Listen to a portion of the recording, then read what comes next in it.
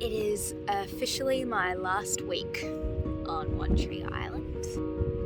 This trip has been pretty awesome. Reading all of the writing on the walls from all of the people that have been here before, you just feel like you're a part of something bigger. It's pretty nice.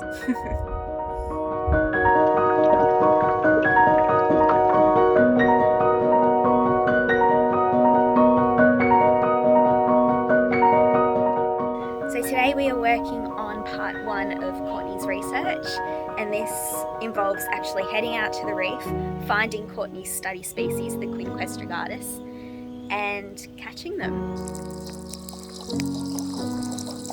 We need to find a pair and we need to find a juvenile. It's a lot harder than it sounds.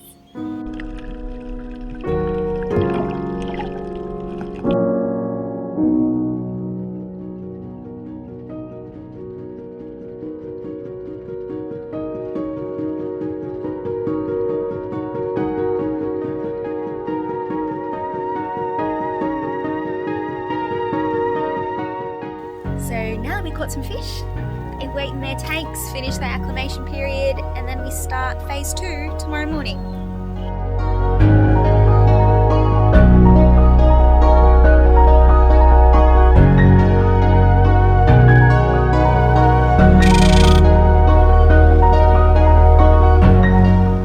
It's the next day. At 8 o'clock, Courtney will pick them up out of their acclimation tanks and put them into an experimental tank. They get put in a Perspex cube first in the middle of this experimental tank that has cutaways in case they use any olfactory cues.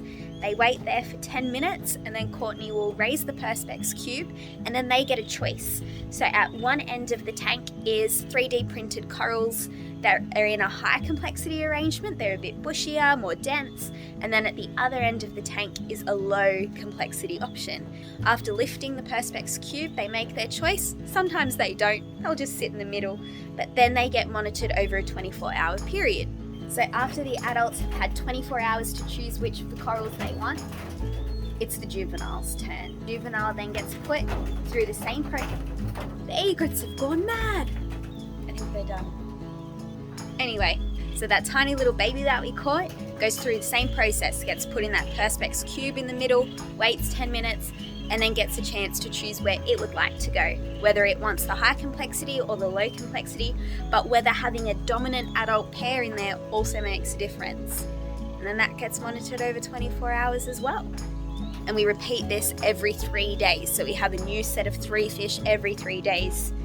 It's a lot of catching and releasing, but getting to spend hours on the reef for scientific research and stumble across ridiculous amounts of turtles and black-tip reef sharks and white-tip reef sharks and giant morays and anemone fish while you're working has been pretty awesome.